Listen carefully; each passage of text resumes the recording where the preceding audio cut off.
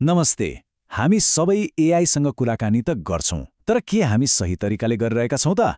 आज हामी यही हेर्दैछौं कि कसरी हाम्रा शब्दहरूले एआईबाट पाउने जवाफमा आकाश पातालको फरक पार्न सक्छ। यो भनेको सही साँचो प्रयोग गरेर एआईको दिमागको ताला खोल्नु जस्तै हो। आउनुहोस् यो कलामा अलिकति पोख्त बनौं। यो त हामी सबैलाई हुन्छ हैन त? एउटा एकदमै महत्त्वपूर्ण प्रश्न सोध्ने तर बदलामा पाउने एउटा अस्पष्ट कामै नलाग्ने जवाफ। अब प्रश्न उठ्छ, यो एआईको गल्ती हो कि कतै हाम्रो सोध्ने तरिकामै नै केही कमी कमजोरी छ? हो, यही निराशाबाट नै हाम्रो आजको खोजी सुरु हुन्छ। यहाँ हेर्नुस् त, फरक कति स्पष्ट छ। एकातिर एउटा यात्राको योजना बनाऊ जस्तो सामान्य प्रश्नले हामीलाई संसारका चर्चित शहरहरूको एउटा साधारण सूची मात्र दिन्छ। तर अर्कोतिर जब हामी परिवार, समय, ठाउँ र रुचि जस्ता कुराहरू थप्छौं, एआईले त एउटा विस्तृत र साँच्चै काम लाग्ने यात्रा योजना नै तयार पारिदिन्छ। यही हो स्पष्टताको कमाल। हो, यो सिपको एउटा नाम पनि छ, प्रम्प्ट इन्जिनियरिङ। सजिलो भाषामा भन्नुपर्दा यो भनेको लार्ज ल्याङ्ग्वेज मोडल अर्थात् एआईको त्यो विशाल मस्तिष्कसँग प्रभावकारी रूपमा संवाद गर्ने कला हो। यो त एआईलाई निर्देशन दिने एक कुशल डाइरेक्टर भने जस्तै हो, जसले आफूले चाहेको जस्तो नतिजा निकालेरै छाड्छ। त्यसो भए यो सिपमा कसरी पोख्त हुने त? ल, अब सुरु गरौँ पहिलो र सबैभन्दा आधारभूत तरिकाबाट, एआईलाई एउटा राम्रो उदाहरण दिएर। यो प्रविधिलाई भनिन्छ फ्यू शॉट प्रम्प्टिङ। यसमा हामी एआईलाई के गर्ने भनेर मात्र भन्दैनौं, बरु केही उत्कृष्ट उदाहरणहरू देखाएर सिकाउँछौं। यो भनेको एआईलाई उत्तरको एउटा नमुना दिएर, ल हेर मलाई यस्तै चाहिएको हो भनेर स्पष्ट पार्नु हो। ल हेर्नुस् त, यसको बनावट कति सजिलो छ। हाम्रो काम हो प्राविधिक शब्दलाई सरल अङ्ग्रेजीमा बदल्ने। हामीले एआईलाई दुईवटा उदाहरण दियौं, जसबाट उसले हाम्रो आशय ठ्याक्कै बुझ्यो। अब जब हामी तेस्रो अलिक जटिल वाक्य दिन्छौं, एआईले त्यही ढाँचा पछ्याएर सही र सरल उत्तर दिने सम्भावना एकदमै धेरै हुन्छ।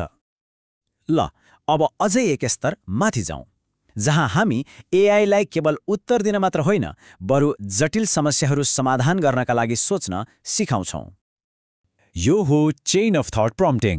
यसले एआईलाई सिधै उत्तरमा हाम फाल्नबाट रोक्छ। बरु हामी उसलाई मान्छेले जस्तै तर्कका हरेक चरणहरू पार गर्दै अन्तिम निष्कर्षमा पुग्न लगाउँछौं। जब एआईले आफ्नो हिसाब किताब देखाउँछ, गल्ती गर्ने सम्भावना घट्छ र जटिल समस्याहरू समाधान गर्ने उसको समर्थता वात्तै बढ्छ।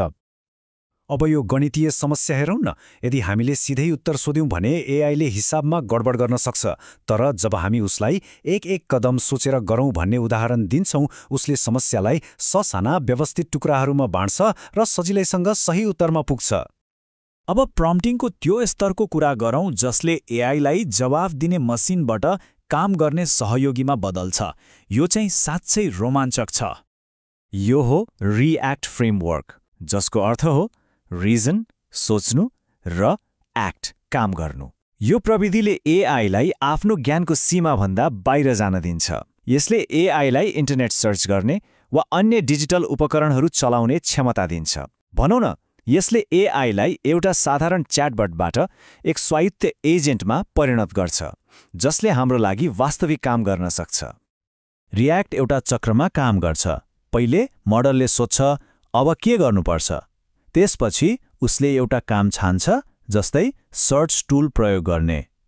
त्यो टुलमा के खोज्ने भनेर इनपुट दिन्छ, खोजबाट आएको नतिजालाई हेर्छ र यो नयाँ जानकारीको आधारमा उसले अर्को पाइला सोध्छ। यो चक्र उत्तर नभेटुन्जेलसम्म चलिरहन्छ। यहाँ रिएक्टको जादु देखिन्छ।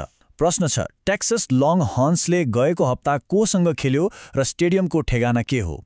अब हेर्नुहोस् एआईले भित्रभित्रै कसरी सोध्छ। पहिले मैले शेड्युल खोज्नुपर्छ भनेर सोध्छ र सर्च गर्छ। नतिजाबाट थाहा हुन्छ कि उनीहरूले जर्जिया बुलडॉग्ससँग खेले। त्यसपछि फेरि सोध्छ, अब स्टेडियमको ठेगाना चाहियो र अर्को उपकरण प्रयोग गर्छ। अन्तमा दुवै जानकारीलाई जोडेर एउटा पूर्ण र सही उत्तर तयार पार्छ। यो त एउटा स्वचालित अनुसन्धानकर्ता जस्तै भएन र? ल, हामीले साधारण प्रश्न सोध्नेदेखि एआईलाई काममा लगाउने सम्मको यात्रा तय गर्यौं। अब यो सबै कुरा किन यति धेरै महत्त्वपूर्ण छ, त्यसलाई छोटकरीमा हेरौँ। ल, अब हाम्रो प्रम्प्टिङ टुलकिट तयार छ। याद राख्नुपर्ने कुराहरू विशिष्ट हुनुहोस्, उदाहरणहरू दिनुहोस् जसलाई फ्यू शॉट भनिन्छ, जटिलतालाई चरण-चरणमा खोल्न लगाउनुहोस् अर्थात् चेन अफ थट, र एआईलाई काम गर्नका लागि उपकरणहरू दिनुहोस् जसलाई रियाक्ट भनिन्छ।